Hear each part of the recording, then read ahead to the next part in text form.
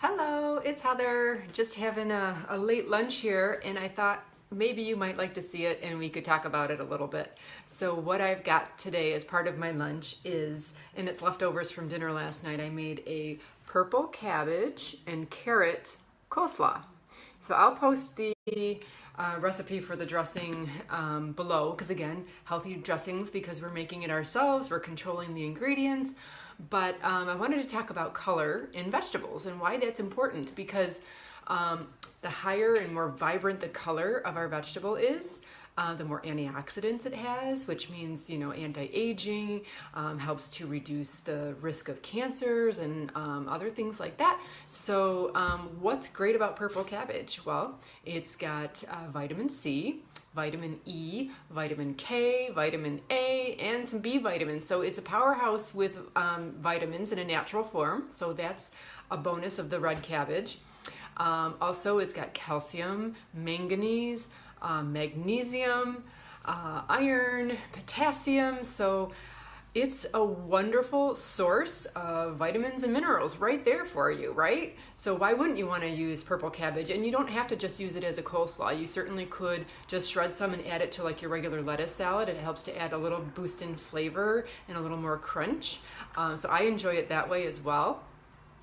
Some folks will saute it, and there's all kinds of things you can do with it.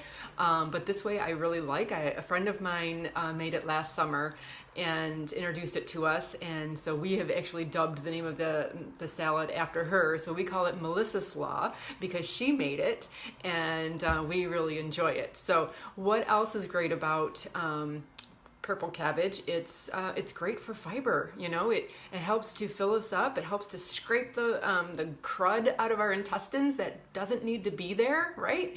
And it helps us to feel full longer. Making sure that our meals have a good amount of fiber makes all the difference in the world. It helps to trigger leptin, which then tells our body, you're full, stop eating, which we need. And when we're eating fast and when we're eating a lot of simple carbohydrates, our body has a really hard time knowing when to trigger the leptin to tell us that we're full. That's why it's so easy to overeat, and then you're feeling crappy afterwards, and you're like, whoa, man, I wish I hadn't eaten so much. So today, my encouragement is grab yourself a head of purple cabbage and see what you can do with it. Like I said, I'll post that recipe down below. My only rule of thumb when I was doing a little more research on red cabbage is if you are already suffering from hypothyroidism, avoid purple cabbage. So that is one vegetable you do want to stay away from if you are if you have that condition. So that's my one rule of thumb.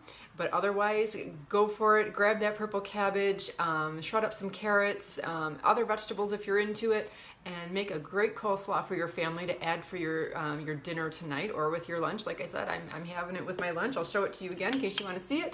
But look how beautiful that is. I mean, the colors are fabulous, and it's inviting and it's just rich in nutrients. So grab yourself some purple cabbage and carrots and have a great time and enjoy them, and your body will thank you. Have a great day, everyone.